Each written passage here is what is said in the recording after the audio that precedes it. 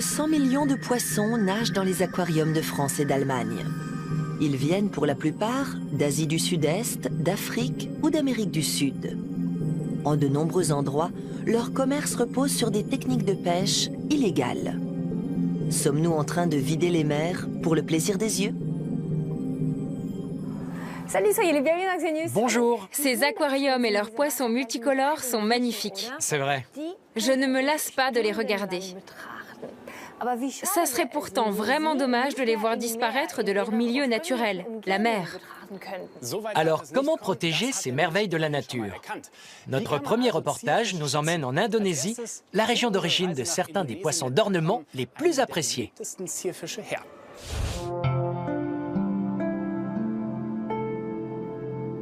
Le film Le Monde de Nemo a fait connaître Dory, poisson chirurgien amnésique aux quatre coins de la planète. Depuis, ce poisson est très recherché par les aquariophiles. D'où vient le fameux chirurgien bleu? Comment est-il capturé? L'archipel indonésien, situé au nord de l'Australie, est la plus vaste zone de pêche pour les poissons d'ornement. Ces 17 000 îles s'étirent sur 5 000 km entre l'océan Indien et l'océan Pacifique.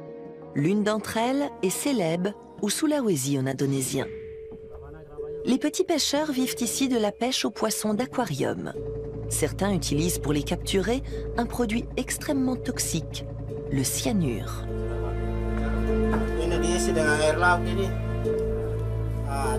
En général, on utilise des bouteilles en plastique.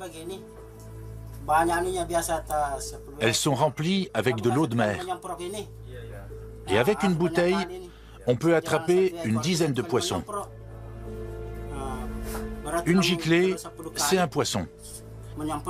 Si je fais ça 10 fois, je devrais logiquement avoir 10 poissons. Le pêcheur mélange le cyanure de sodium à de l'eau de mer. À faible dose, ce poison provoque des paralysies. À forte dose, il entraîne la mort par asphyxie chez les animaux comme chez les hommes. Chaque pêcheur prend une bouteille pour plonger. Ces hommes jouent non seulement avec leur santé, mais aussi avec la loi. En Indonésie, la pêche au cyanure est punie d'une peine de prison pouvant aller jusqu'à 5 ans. Mais pour ces petits pêcheurs, la fin justifie les moyens. On fait un petit trou dans le bouchon. Et c'est par là que sort le produit. Une giclée par poisson suffit. Ils sont rapidement étourdis.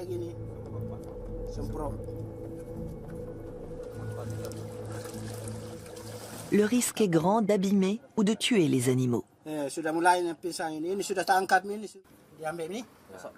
Une fois endormis, on peut les prendre facilement à la main et on peut les mettre dans le filet.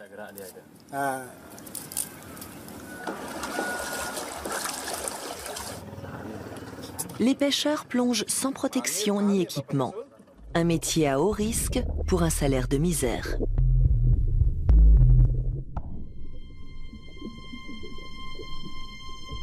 Le cyanure permet certes d'attraper les poissons en un temps record. Mais le problème, c'est qu'il agit sur tous les êtres vivants qui entrent en contact avec lui. Les coraux dépérissent. Ce qui reste, ce sont des fonds marins dévastés.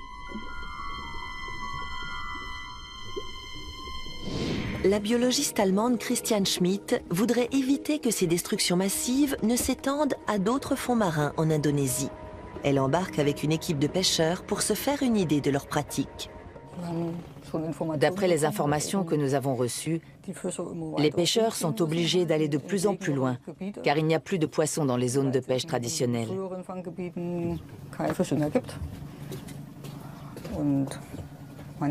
Ils se déplacent dans toute l'Indonésie pour trouver ces poissons tant convoités. Les pêcheurs partent au lever du soleil. Ngora, acheteur, est sur le pont. Il travaille pour un exportateur de poissons d'aquarium à Bali qui pratique la vente à grande échelle.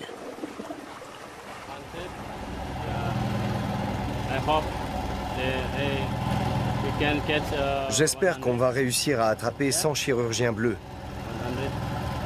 de taille moyenne.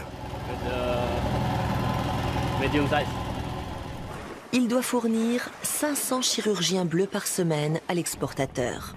la demande est très forte sur ce produit. Nous avons fait 4 heures de bateau. Cela représente une dépense importante en essence pour les pêcheurs. Et il n'y a aucune garantie. La mer n'est pas un magasin où les poissons sont à disposition.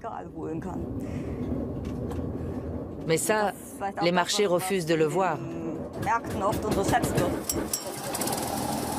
Le bateau est équipé de compresseurs qui envoient de l'oxygène aux plongeurs via des tuyaux.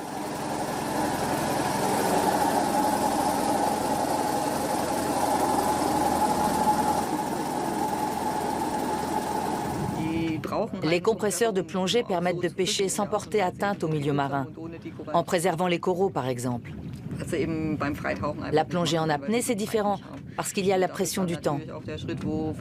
D'où le recours parfois au cyanure, parce que ça va plus vite et que les animaux sont plus facilement débusqués.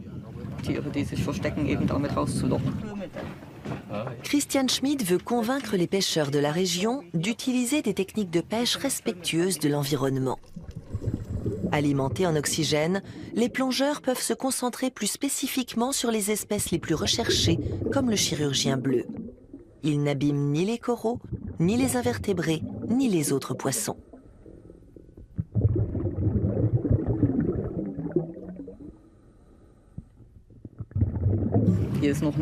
La pêche aux poissons d'ornement est toute récente dans cette zone. Les pêcheurs ont été envoyés ici parce que le chirurgien bleu et d'autres espèces rares ont disparu des zones de pêche côtières. Ici, les récifs sont encore en bon état, même si certains signes inquiétants apparaissent déjà.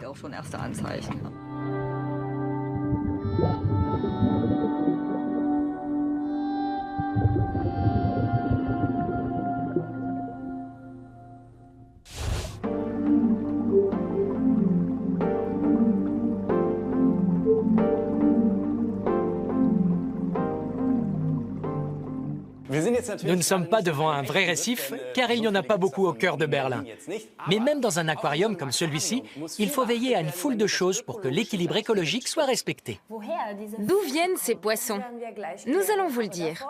Mais avant ça, voyons quels sont les poissons d'aquarium les plus demandés en France et en Allemagne. Le poisson clown n'a pas besoin de beaucoup d'espace. C'est un pensionnaire peu compliqué.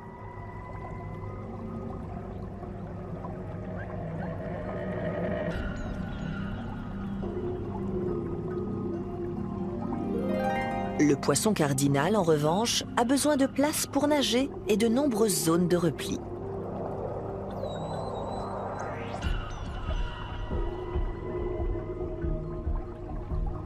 Plus la taille de l'aquarium augmente, plus la technique et l'équipement se compliquent.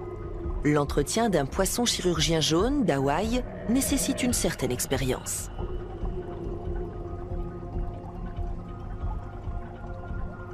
Son cousin, le chirurgien bleu, appelé aussi chirurgien palette, est exigeant.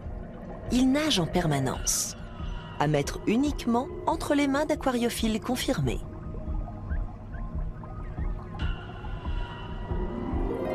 Le poisson ange-duc s'acclimate difficilement à de nouveaux habitats. De plus, il a besoin d'une nourriture spécifique, à réserver aux experts.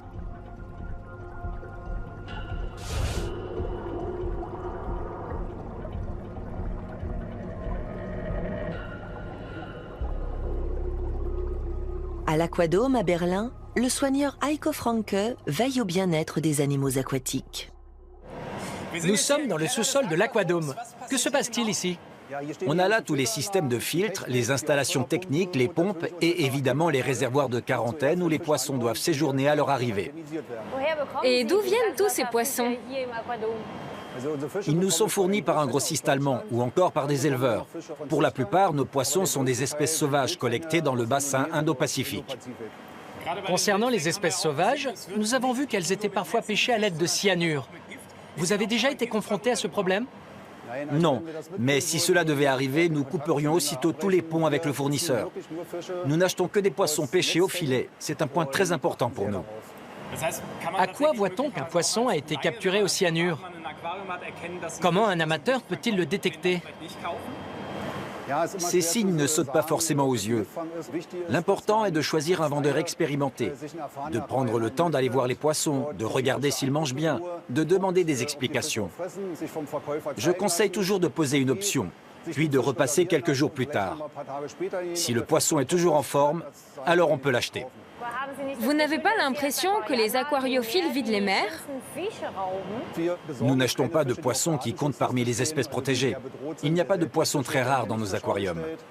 Beaucoup proviennent aussi d'aquariophiles amateurs dont les bassins ne sont plus adaptés à la taille de l'animal. Nous les prenons en charge et nous leur offrons une place dans l'aquadome. Je vois 3 caisses derrière nous. Ce sont de nouveaux arrivants? Oui, ils nous ont été livrés aujourd'hui par notre grossiste allemand. On va ouvrir les sachets et les mettre en quarantaine. On va voir? Oui.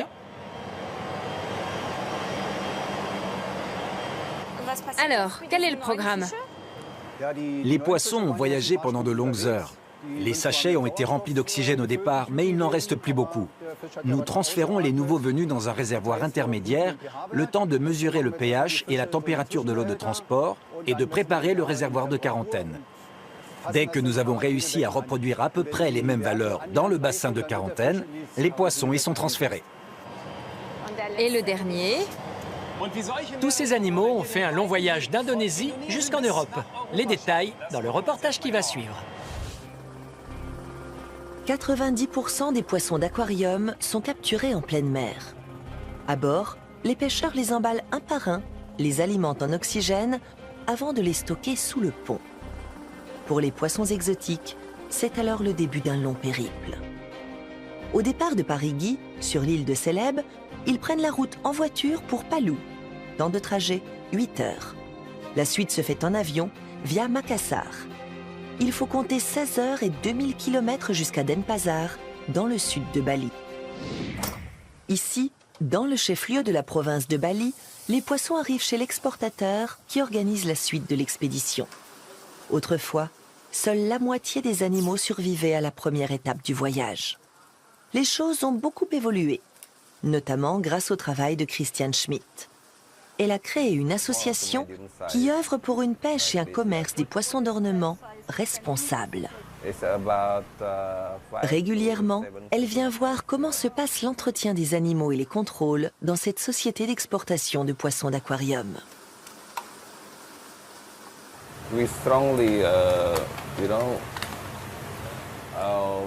Nous refusons catégoriquement les poissons qui ont été pêchés au cyanure. Quand les poissons arrivent ici, on voit tout de suite s'ils sont mal en point. La philosophie de l'exportateur se répercute sur ses fournisseurs, qui sont obligés d'adopter des techniques de pêche durables. À la clé, il y a évidemment aussi des intérêts économiques, car seuls les animaux en bonne santé peuvent être mis sur le marché. Donc, pour le voyage, le conditionnement est de 30% d'eau et de 70% d'oxygène.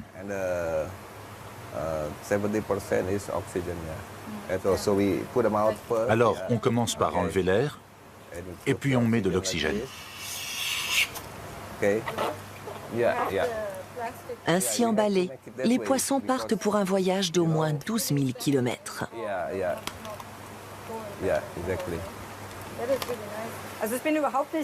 Je n'ai rien contre ce commerce.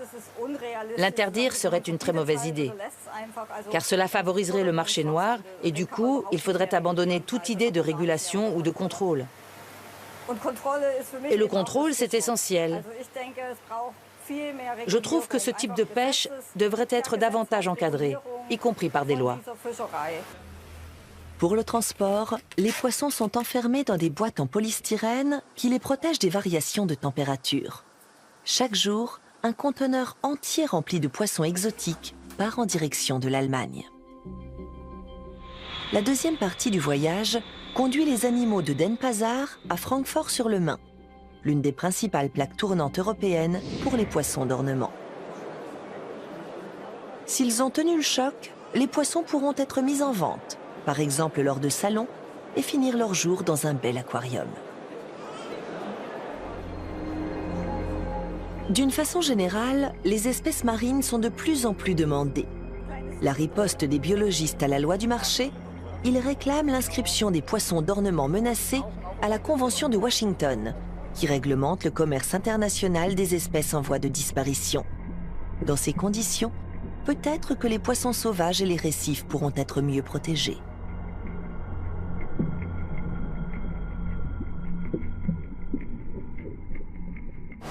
Attention, les voilà. C'est l'heure du check-up. Avant que ces poissons ne soient mis en quarantaine, ils doivent passer une petite visite médicale.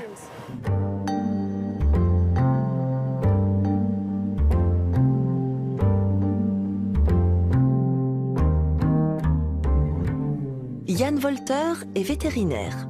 Il veille à ce que les poissons arrivent en bonne santé dans l'aquarium. Monsieur Wolter, vous pouvez nous dire dans quel état les poissons arrivent chez vous?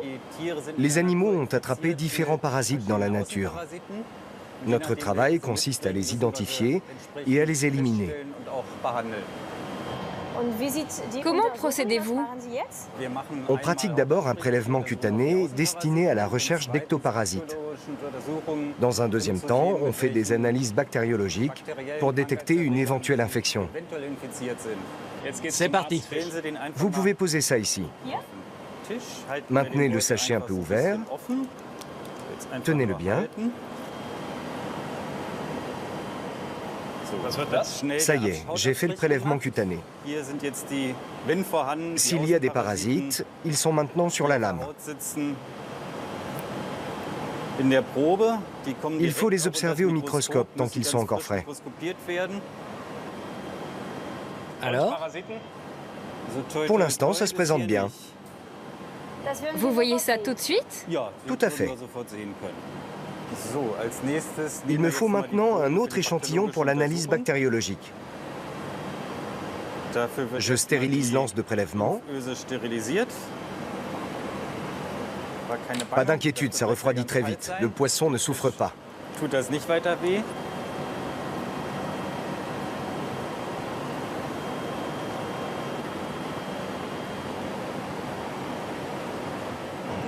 Qu'est-ce que vous pouvez voir? L'échantillon est déposé sur le milieu de culture. S'il y a des bactéries, elles vont se développer. On obtient alors de petites colonies. Une fois qu'elles ont été identifiées, on peut tester l'antibiotique qui marche le mieux et l'utiliser de façon ciblée. Toutes ces analyses sont très poussées. Vous faites ça avec tous les poissons qui sont livrés ici? Non, pas avec tous. Nous venons par exemple de recevoir un lot de perches. Dans ces cas-là, je sélectionne uniquement les poissons qui me paraissent suspects. Mais quand nous recevons des poissons isolés, on les examine tous un par un. Et si vous trouvez quelque chose?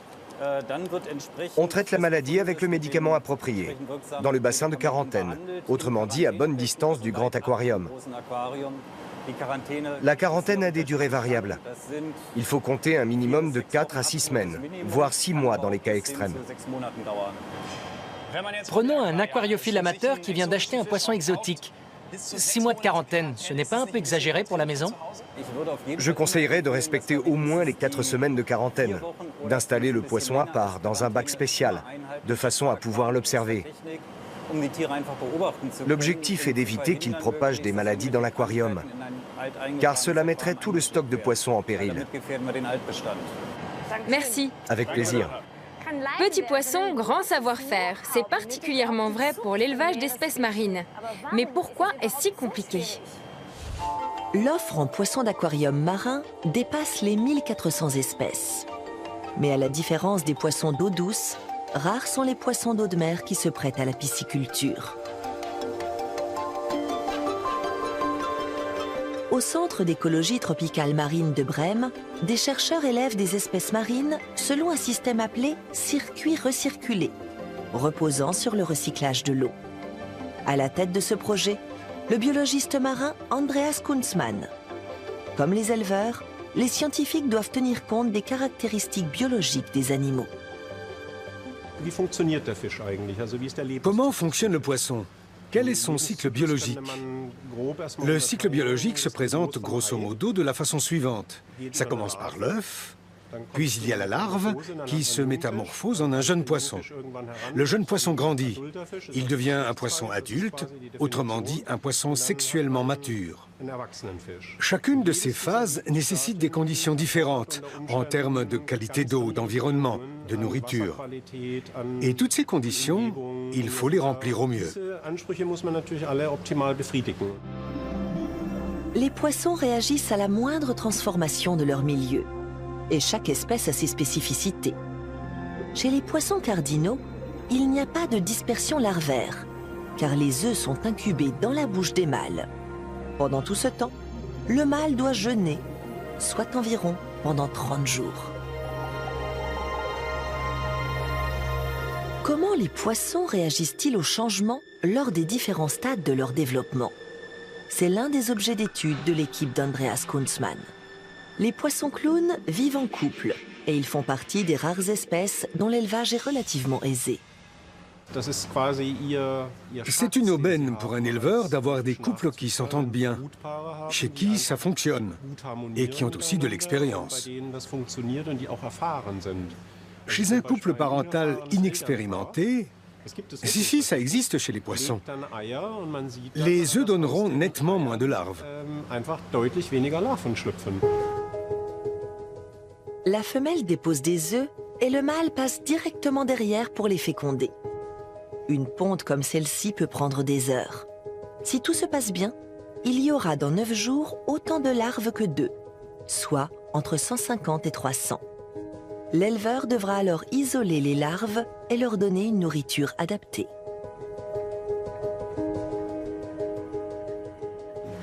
Le problème dans la pisciculture, c'est que la taille de la bouche évolue très rapidement. Au début, les larves ont des bouches tellement petites qu'elles sont dans l'incapacité d'absorber certains organismes. Il faut donc avoir à l'instant T de la nourriture pratiquement taillée sur mesure. L'alimentation doit être vivante. Au stade larvaire, il s'agit de petites algues. Une fois les larves transformées en poissons, les petits crustacés font leur entrée dans le régime alimentaire. La qualité de l'eau est essentielle. Il est important d'évacuer les débris de nourriture et les excréments. Le plus grand défi à relever, c'est d'arriver à un point d'équilibre dans le système. Les restes de nourriture et autres particules polluantes doivent systématiquement être évacués si l'on veut que la qualité de l'eau reste constante et aussi bonne que possible. Si tout va bien, les éleveurs obtiennent des taux de réussite de 70% ou plus par ponte. De quoi changer la donne sur le marché des poissons d'ornement? Il est utopique de penser que l'élevage va pouvoir répondre à la demande en poissons d'aquarium. Les pisciculteurs ont leurs limites et à l'autre bout de la chaîne, le consommateur n'est pas disposé à payer plus cher pour les poissons d'élevage. Il est tellement facile aujourd'hui de se procurer des espèces sauvages. Les prix sont bas et il y a pas mal de concurrence. Résultat, si un entrepreneur devait se lancer dans l'élevage commercial de poissons d'ornement, il aurait toutes les peines du monde à s'imposer sur le marché.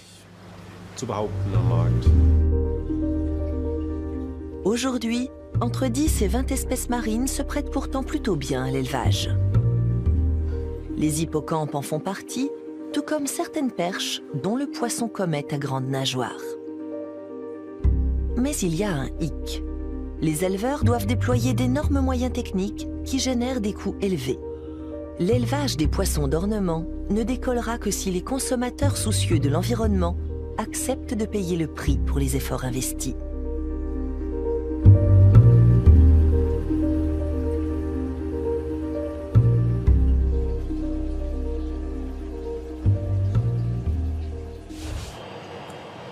Vous avez aussi des poissons clowns d'élevage? Ce n'est pas la copie conforme de Nemo, mais il s'agit d'un couple de poissons vivant dans une anémone de mer. Ce sont les seuls poissons qui nous sont fournis par des éleveurs. Malheureusement, l'élevage des poissons est une entreprise délicate. Ce qui serait vraiment bien, ça serait de pouvoir travailler plus étroitement avec d'autres aquariums ou aquariophiles et d'échanger nos expériences. Autrement dit, ils seraient tous prêts à être transférés dans un autre aquarium. Oui, d'ailleurs, on va tout de suite les transférer. On en prend 2 gros. Moi le bleu, toi le jaune. Ok. Direction l'aquarium géant.